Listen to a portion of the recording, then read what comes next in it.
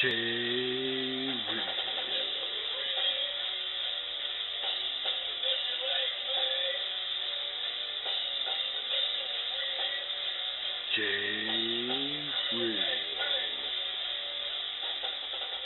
All right, people, welcome back to the Average Joe Sports Talk Show. I'm your host, Jay Real. We're so glad to have you back in the house with us. We have a ton of sports to cover, so we're just going to jump right in. First thing, it is the finals of the NCAA tournament. That's right. We are down to two teams, Louisville and Michigan. Now, the game is this evening. We're really looking forward to this because it's actually a toss-up. We feel that this game is going to be decided by probably 3 points. We're going to go ahead and throw out a projection that Michigan will win this game 78 to probably 75, 74-ish, somewhere around there. But we are pushing for Michigan to win. Now, in other news with this game, the Fab Five, that's right, from 1993, you had Rose, you had Chris Webber, you had all those guys that were of this amazing team that were in the finals against North Carolina, wanting to set up a reunion for this game. Unfortunately, Chris Webber still has a thorn in his side when it comes to Michigan. When they finished up their reign of supreme there, the sanctions that came down on them, he was banned from the school, from having any contact with the team for 10 years, and that's actually coming up real soon. But he is still very upset, angry, I guess you could say, at what happened, and he is, I guess, basically refusing to meet up with the other Fab Five and have some kind of reunion for the game this evening. I really don't know how to take that. Jalen Rose did call him out in an interview this morning, saying that he shouldn't be that way, that he should go ahead and just meet up with everybody and pump up the school, because he can make it to the school as a guest, as a spectator. He can't be on the scene. Now, that would be hard for me. Think about it, folks. You are an alum of this school. You were part of one of the probably the history of the NCAA basketball men's, and you get kicked out of your school. You can't even make contact. You can't even be a part of it. But then now they're asking you to go and sit in the crowd like you're just some average, schmo in there to hang out and watch the game. That would be very difficult, I think. But at the same time, it is the spirit of the game.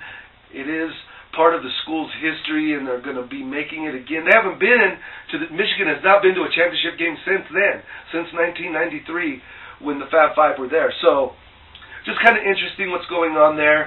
And then the game is this evening. It's going to be a good game. It's going to be a hard-fought game, and I think it's going to be won with defense.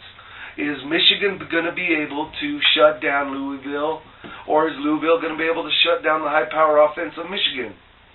We feel that's the way it's going to come down. Again, in the 70 range, mid-70 range would be the score, is what we're predicting.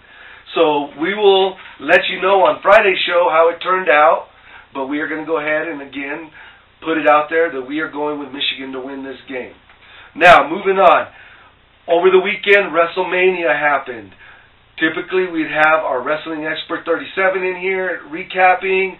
Unfortunately, he still has not recovered from Wrestlemania the other night, so he's under the weather, probably had a few too many, but that's okay because we know all the information we need to share with you all.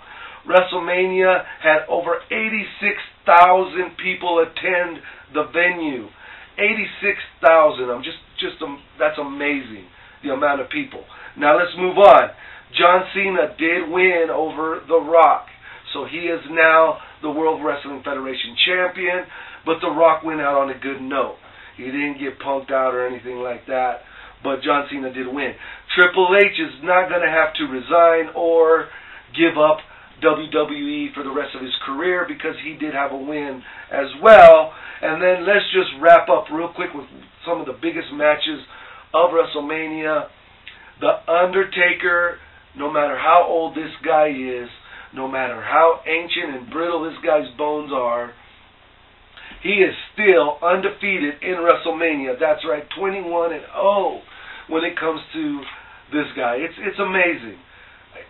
I mean, if this guy's in the next wrestling event in Wrestlemania, I mean, this would have to be some kind of record. I mean, it's already a record, but this would be just over the top. But there's some of the information on some of the big events in WrestleMania. Again, a huge turnout. There was just an amazing amount of people. And it's just the intensity of these matches and the desire that drives these athletes and these superstars in wrestling to just pump everybody up in the audience to get you involved. 1 minute you're rolling your eyes with, oh my gosh, this is so stupid. The next minute you're on your feet, standing, cheering, you're losing your voice. That's what makes WrestleMania WrestleMania, and that's what drives 86,000 people to attend a venue like this, is the intensity and the desire of these athletes to perform. Even though it is predetermined, they perform and they do their job to entertain, and they blow up. They blow up every WrestleMania. It's amazing. So good job to Vince McMahon and the WWE pulling off another great WrestleMania. Let's just go ahead and move on to NFL. Excuse me. The draft begins April 25th. So everyone's going to be just swamped to their TVs. They're going to just be glued to their TVs, wanting to see who goes where, when does this actual player go, what round, what position, what place. That's what the draft is all about. It starts the 25th. Now, with that said, there are going to be some trades that are going to be done around that time. Are the Jets going to move Revis by then? Are the Jets going to move Tim Tebow by the draft or at the draft? These are huge questions, especially the Jets, who have not made a lot of big moves but are really on the hot seat right now. So let's take a look at Revis. He's been injured. You know, he hurt his ACL or tore his ACL. He has been rehabbing in Arizona, but this is what's interesting right now, folks. He has a $3 million bonus due to him at the beginning of this year, but he can lose that. If Revis does not attend training camp, which he's already been saying that he wants to train on his own in Arizona because he doesn't want it to be awkward in the training room or in the locker room in the Jets camp, well, why would it be awkward or weird, would you say? Well, they've been trying to trade Revis now openly for about 2 months, 2 or 3 months. So he just doesn't want to feel that awkwardness, that weirdness of, hey, you don't want me, but here I am. But the problem is, if he does not show up to camp, the way that they broke this down in his contract because of his holdout last time, he's kind of stuck it to himself because now, if he doesn't report to camp before camp starts, he loses a $1 million part of his $3 million bonus. He also will lose his workout bonus for not showing up to camp, which is $1 million.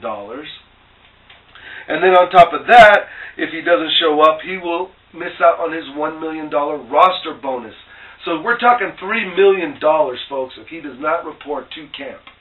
So a lot of people are predicting, as so are we here at the Average Joe Sports Show, that Darrelle Revis will report to camp for the Jets on time, ready to go. So that's interesting. That's what's going on there with the Jets. There's also been some weirdo reports that the Seattle Seahawks are looking at trading for Tim Tebow, but then they're saying no, that they're not interested. Actually, the fit makes sense. Tim Tebow behind their star rookie right now would be a really amazing thing to see. But they're saying that it never would happen, that they're not interested. So, again, who knows what's going on with them. But right now, the big fire-up question is who's going in the draft. Again, starts April 25th. So we'll be into that, tuning into that. Moving right along, let's cover a little bit about NASCAR. Big race came up in Martinsville this weekend. We knew it. We didn't predict it, but we kind of had a feeling Jimmy Johnson would win this race. And sure enough, Jimmy Johnson wins this race. This is his 8th career victory at Martinsville. The shortest, oldest NASCAR track. This guy's king. This guy is right there. He has a couple of Hall of Famers above him, but he's 8 times victor at this race in Martinsville. It's amazing. There's only 2 drivers ahead of him, and that's Richard Petty with 15 wins and Darrell Waltrip with 11 wins. So Jimmy Johnson's creeping up that fence very, very quickly. And what's so funny, not only does this win for Jimmy Johnson put him at the 8th career win at Martinsville, it also pushes him up to first place in the race for the Cup. That's right. Jimmy Johnson is right now holding steadily at first place, chase for the Spring Cup. So Jimmy Johnson is the man right now. He just seems to be winning time after time after time.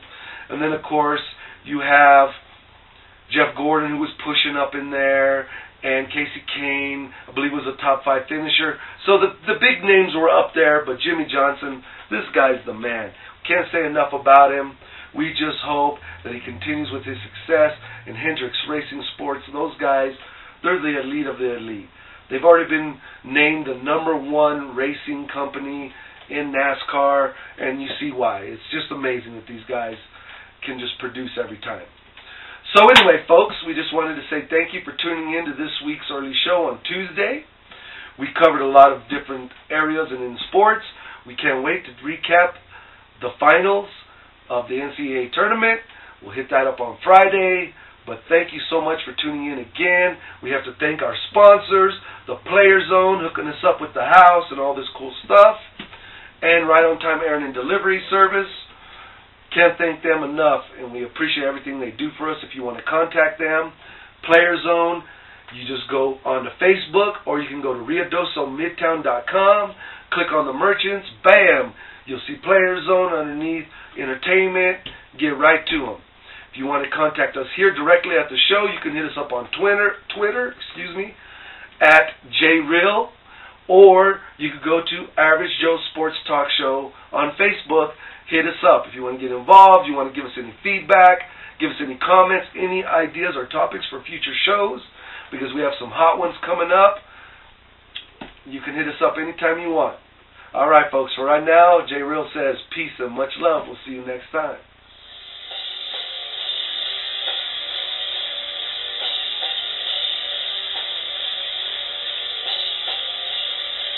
J. Real.